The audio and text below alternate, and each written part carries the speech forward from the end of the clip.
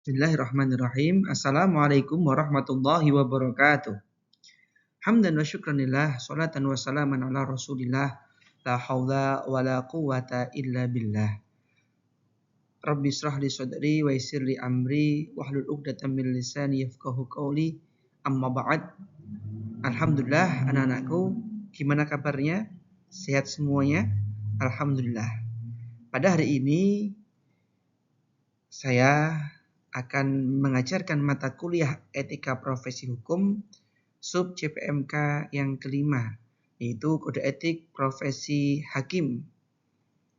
Kode etik hakim merupakan pedoman moral dan profesional bagi para penegak keadilan di Indonesia.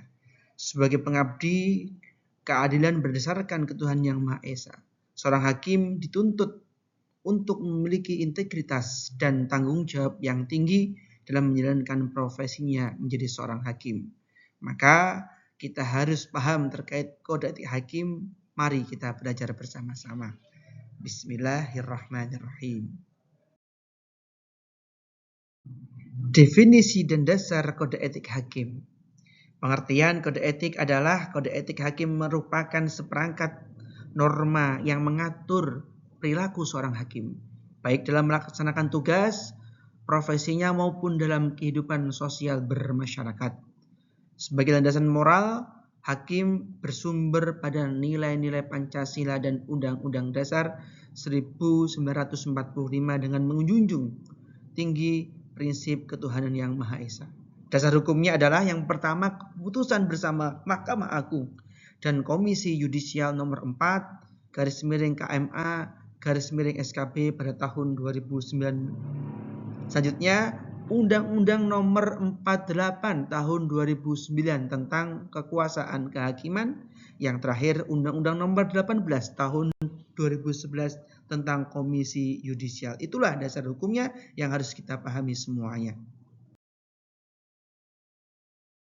Baik, selanjutnya, prinsip utama kode etik seorang hakim. Yang pertama, seorang hakim harus berperilaku yang adil, memberikan perilaku yang sama di hadapan hukum tanpa memandang status sosial, ekonomi, ras, agama, atau atribut lainnya. Tidak berpihak dalam persidangan, mendengarkan semua pihak secara seimbang, dan juga mengesampingkan prasangka pribadi.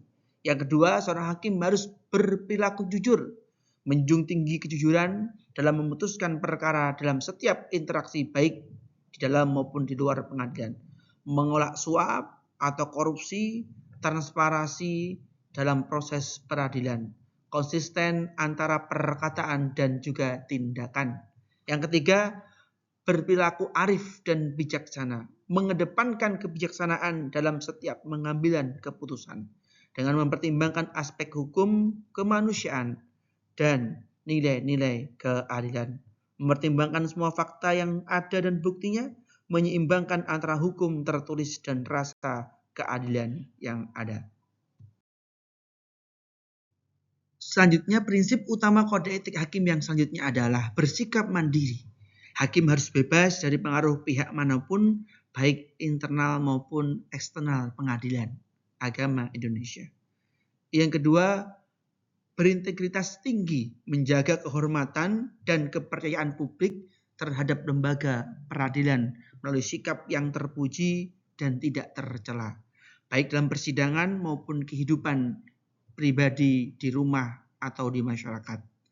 Selanjutnya, bertanggung jawab, mampu mempertanggungjawabkan keputusan secara profesional dengan memberikan pertimbangan hukum yang jelas dan dapat dimengerti oleh para pencari keadilan.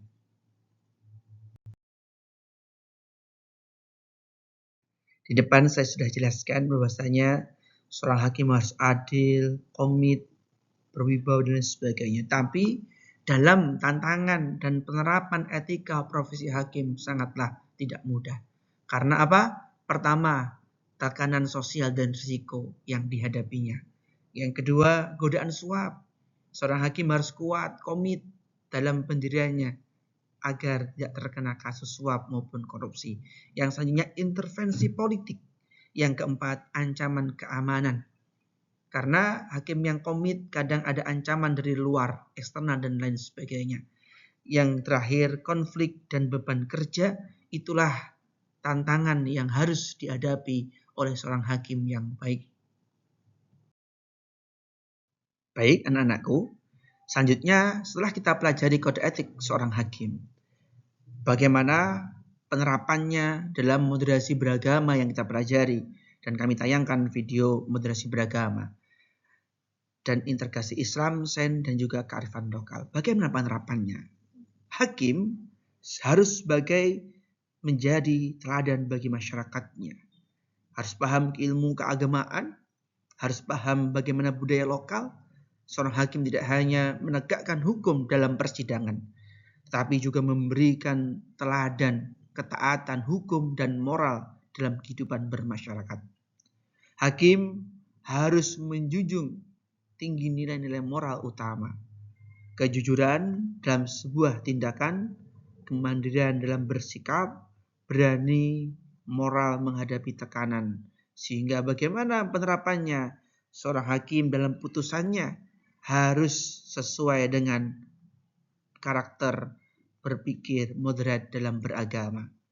Jika putusannya moderat, maka tidak kaku dan juga tidak terlalu lembek atau lemes. Maka tawasud yang baik dalam memutuskan sebuah perkara harus dikaji ulang, dibahas secara ilmiah, sesuai sains Islam dan sebagainya, sehingga putusannya dalam penerapannya moderasi beragama adalah keputusan seorang hakim adil, bijaksana, dan juga sesuai dengan masyarakat, budaya, kearifan lokal yang ada di Indonesia ini.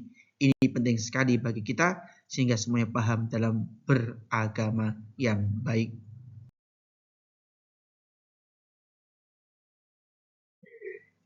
Yang pertama, fondasi keadilan, etika profesi hakim merupakan kunci tegaknya hukum dan keadilan di Indonesia. Tanpa etika yang kuat, sistem peradilan tidak akan berjalan dengan baik. Yang kedua, pedoman profesional. Kode etik berfungsi sebagai paduan moral dan profesionalisme bagi hakim dalam menjalankan tugas yang mulia. Yang ketiga, kepercayaan publik.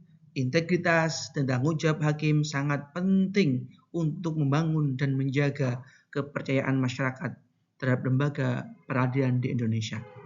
Maka dari itu, semoga bahan ajar ini bermanfaat sehingga kita semua dapat mengamalkan ilmu-ilmu yang sudah kita dapatkan. Anak-anakku, silahkan kami beri tugas jika seorang hakim memiliki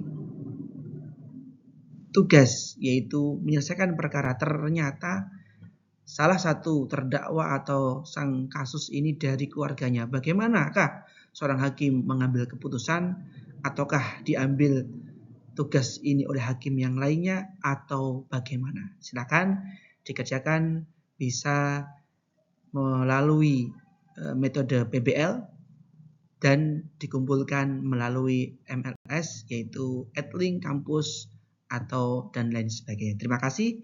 Semoga bermanfaat. Astagfirullahaladzim. Assalamualaikum warahmatullahi wabarakatuh.